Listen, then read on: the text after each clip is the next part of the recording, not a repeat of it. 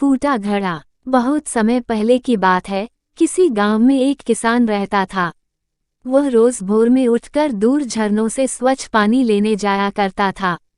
इस काम के लिए वह अपने साथ 2 बड़े घड़े ले जाता था, जिन्हें वो डंडे में बांधकर अपने कंधे पर दोनों ओर लटका लेता था। उनमें से एक घड़ा कहीं से फूटा हुआ था और दूसरा एकदम सही था। इस वजह से रोज घर पहुंचते पहुंचते किसान के पास 1.5 घड़ा पानी ही बच पाता था। ऐसा 2 सालों से चल रहा था। सही घड़े को इस बात का घमंड था कि वो पूरा का पूरा पानी घर पहुंचता है और उसके अंदर कोई कमी नहीं है।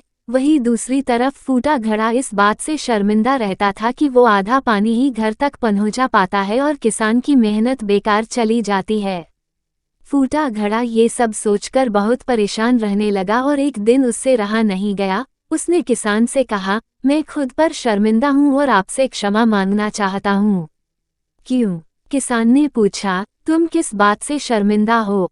शायद आप नहीं जानते, पर मैं एक जगह से फूटा हुआ हूँ और पिछले 2 सालों से मुझे जितना पानी घर पहुँचाना चाहिए था बस उसका आधा ही पहुँचा पाया हूँ।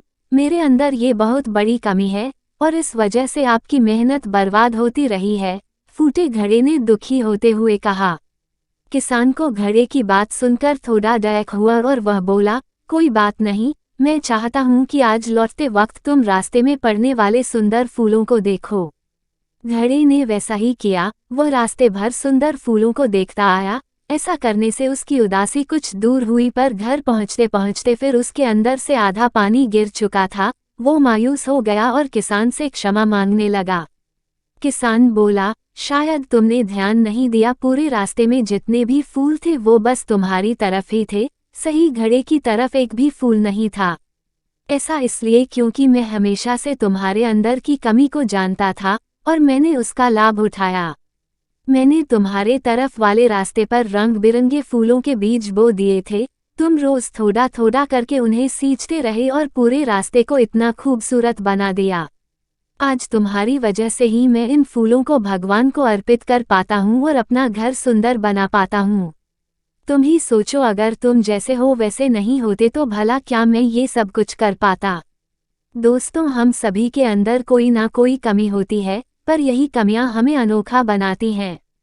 उस किसान की तरह हमें भी हर किसी को वो जैसा है वैसे ही स्वीकारना चाहिए और उसकी अच्छाई की तरफ ध्यान देना चाहिए।